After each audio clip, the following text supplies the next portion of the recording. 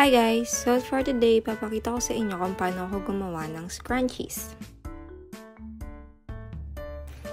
So ayan, nag-cut lang ako ng soft satin.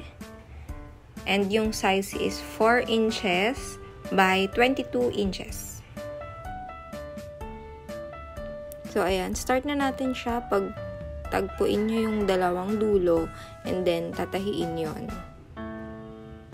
Ayan, tahi lang. Pwede itong gawin tahing kamay. Don't forget the back stitch para malak yung tahi. Tapos putulin lang natin yung excess na sinulid. After nyan, i-open. And then ayan, tutupi yung loob. Tupi lang. Mas okay kung mas maliit yung tupi para hindi siya masama dun sa tatahiin. Ayan, so tatahiin na dyan.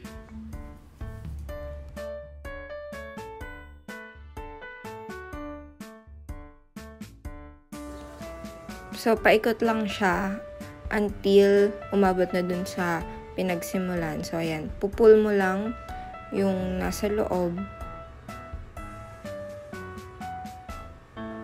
Tapos, kailangan yung pinakaloob niya, hindi pa rin siya masasama dun sa tinatahi mo sa ibaba.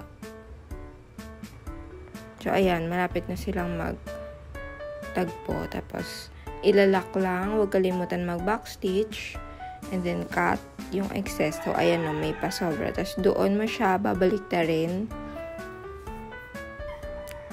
So, hihilahin mo lang yun ng hihilahin until mabaliktad na siya. Tapos garter, 7 inches yung sukat niya, yung haba niya. Tapos ipapasok mo lang siya dun sa butas na inilive mo na hindi tahiin kanina. So ayan.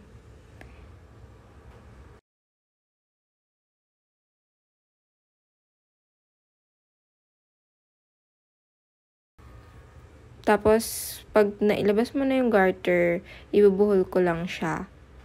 Mas okay sa akin yung binubuhol kaysa tinatahian. And then, para malaki yung open part, invisible stitch yung ginagamit ko. Mag-try ako mag-upload din ng video ng invisible stitch.